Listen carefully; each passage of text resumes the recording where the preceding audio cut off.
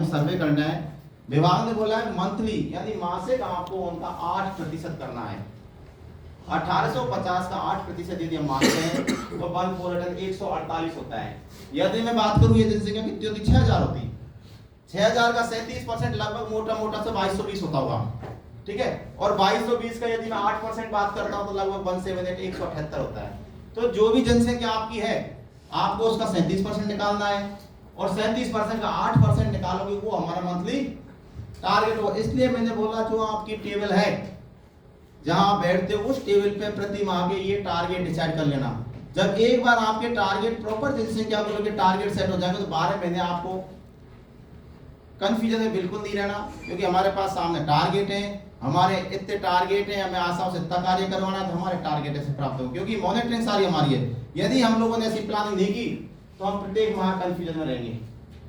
जो प्रत्येक महीने हमें कहीं न कहीं रहेगा ऐसा हो गया, अब इस महीने कैसे करेंगे, तो हमें बिल्कुल उस कंडीशन में आना ही नहीं है। हमें तो इस कंडीशन रहता है पहले दिन से हमें कंफर्म पता है कि हमें ऐसा कार्य करना है, ये हमारा टारगेट है, ये हमारी जनसंख्या थी, ये टारगेट इतना हमें कार्य करना है। मैं बात कर रहा हूँ तो 5000 1850 का 8% 148 होता है।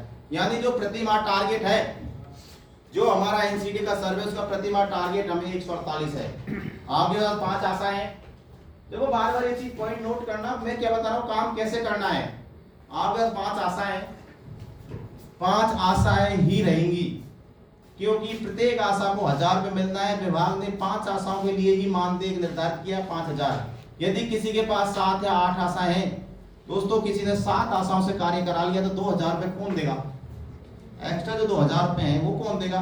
इसलिए हमें हमारी जो क्राइटेरिया उन 5 आशाओं में ही सेट करना है, 5 आशाओं सेट करना है और 5 आशाओं से ही कार्य करवाना है।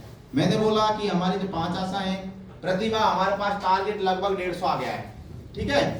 150 आ गया तो हमें जो सीबैक फॉर्म है आपको पता होगा, ऐसा एक सीबैक फॉर्म है, ऐसा एक सीबैक फॉर्म होगा। जो ये सीबैक फॉर्म है ये इनको भरना है। जब 150 का टारगेट हमारे पास मंथली आ गया है तो प्रत्येक आशा को कितने पढ़ देने हैं? प्रत्येक आशा कितने पढ़ देने? 30। एक आशा को 30 देंगे, 5 आशा से कितने हो गए? सिर्फ हमारी तो प्लानिंग थी कार्य का। अब आप आशाओं को 20 फॉर्म भी दोगे तो 20 भर के लाएंगी, यदि आशाओं को 25 दोगे 25 भर के लाएंगी और 30 दोगे तो। इसलिए आप लोगों को फर्स्ट टाइम बोला था आप लोगों के दिमाग के अंदर अपने टारगेट सेट होने चाहिए। एक आशा को 30 फॉर्म दिए, 5 आशाओं से हमें आराम से मतलब बहुत इजीली 150 फॉर्म भर के हमारा टारगेट तो 148 का ही था, लेकिन हम तो इस 100% के टारगेट में बहुत इजी वे में पहुंचने वाले हैं।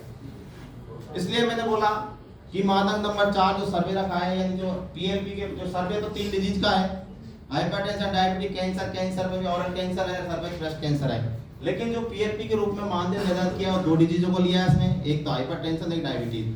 तो मैंने बोला मानक नंबर 4 उच्च रक्तचाप हेतु परिचित 30 वर्ष से अधिक आयु लोगों का अनुपात, परीक्षण किए गए व्यक्तियों की संख्या, ठीक है, परीक्षण किए गए व्यक्तियों की संख्या 30 वर्ष से अधिक आयु की जनसंख्या कुल कितना? 8%। मैंने आपको टारगेट ऊपर बता दिया है 8% है, ये प्रति माह टारगेट है। फिर विभाग ने इसमें 3 कैटेगरी की है। यदि हम कार्य 30 से 50% करते हैं, यानी लगभग हम कितने फॉर्म कर लेते हैं, 45 से 75 सीबैक फॉर्म या इतने लोगों का हम सर्वे कर लेते हैं तो हमारा लगभग 50% पीएलपी के रूप में 250 रुपये हमें मिलता है। यदि हम 51 से 70% का मतलब सीधे सीधे बोलूं 76 से 105 का सर्वे करते हैं या इतने सीबैक फॉर्म भर लेते हैं तो हमारा लगभग 75% 375 रुपये हमें पीएलपी के रूप में मिलता है। और यदि हम 71 से 100% यानी लगभग 106 से 106 से 148 यानी 106 से 148 व्यक्तियों का सीबैक फॉर्म में सर्वे करते हैं तो हमें पीएलपी ग्रुप में 100% 500 रुपये मिल रहे हैं। बहुत इजी है। इजी कैसे का आपके टारगेट आपके डिसाइड करने हैं, सर्वे करना है। देखो एक सीबैक फॉर्म होगा दोस्तों, मानक नंबर 4 और 5 में अलग अलग भी ले सकता था, मैंने एक साथ क्यों लिए? क्योंकि डिजीज का नाम अलग है, फॉर्म एक है, सर्वे एक व्यक्ति का। मेरा सर्वे करेंगे तो मेरा ही तो शुगर का सर्वे यानी मेरा ही डायबिटीज का होता है, मेरा ही हाइपरटेंशन होना है, मेरा ही कैंसर होता है। कार्य तुम्हारा एक हुआ, इसलिए जो कार्य एक है एक व्यक्ति का तीनों डिजीज का हो जाएगा तो कार्य एक होना है। साथ लेने समय ये रहेगा कि एक किया है तो मानक प्राप्त हो गए। इसी प्रकार से सेम जो मानक नंबर 5 है उसमें मधुमेह हेतु परीक्षित 30 वर्ष से अधिक आयु के लोगों का अनुपात परीक्षण किए गए व्यक्तियों की संख्या 30 वर्ष से अधिक आयु के, ये 30 से 65 वर्ष बोल लेता हूं मैं, ये 30 वर्ष से अधिक आयु की जनसंख्या कुल 8%। यदि हम 30 से, एक बात देखो, यदि हमारा कार्य 30% से नीचे रहता है, हमने कार्य भी किया है, और यदि हमारे टारगेट 30% से नीचे रहते तो हमें पीएलपी के रूप में मानदेय के रूप में 0 मिलना है। यानी हमें कोई भी पीएलपी का ऐसा प्रावधान नहीं है कि अगर 30% से नीचे हम कार्य करते तो हमें कुछ मानदेय मिलेगा। इसलिए हमारा कार्य 30% से तो काउंटिंग है। हमारी बेस जो पॉइंट है ना, जो बेस वर्क का स्टार्टिंग है वो हमारे 30% से, इसलिए हमारा कार्य 30% से ऊपर होना चाहिए। 30% से 50% यानी 45 से 75 व्यक्तियों का सर्वे कर लेते हैं तो पीएलपी ग्रुप वही 250 मिल रहे हैं। यदि हम 51 से 70% यानी 76 से 105 लोगों का सर्वे कर लेते हैं तो पीएलपी ग्रुप में 75% 375 मिल रहे हैं।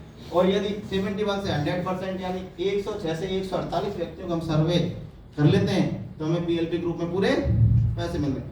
मानक नंबर 4 और 5 हो गए। मानक नंबर 6 और 7 देखो दोस्तों, मैंने बोला एक के साथ एक जुड़ेगा।